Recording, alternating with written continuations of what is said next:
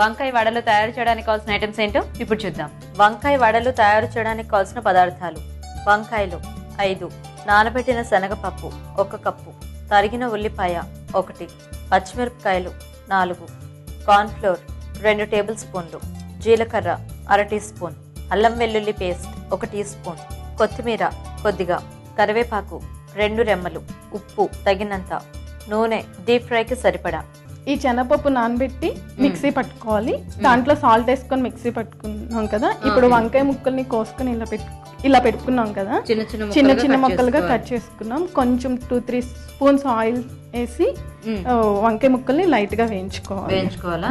Okay. So first ఏమో శనగపప్పు నానబెట్టుకొని రుబ్బుకునేటప్పుడు అందులో కాస్త ఉప్పు వేసుకొని రుబ్బుకొని పెట్టుకోవాలి. అండ్ వంకాయ ముక్కలు చిన్న చిన్నగా కట్ చేసుకొని వాటిని ఫస్ట్ కాసేపు మగ్గించాలి ఆయిల్.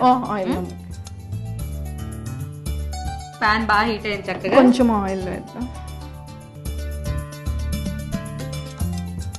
ఈ వంకాయ ముక్కలుకి కొంచెం సాల్ట్ యాడ్ చేద్దాము మగ్గటానికి లైట్ గా.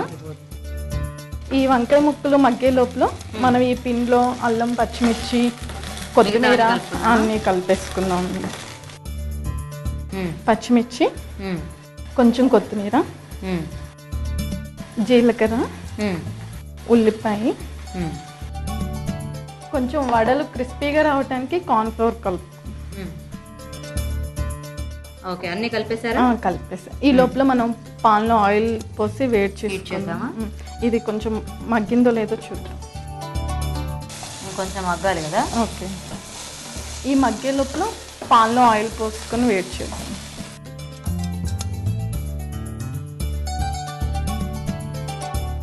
సంధిగా చూద్దామా? చూద్దాం. సరిపోతుందా ఇలాగా? సరిపోతుందండి. ఇప్పుడు దీంట్లో వేసేసి వాటిని స్మాష్ చేసేసి కలిపి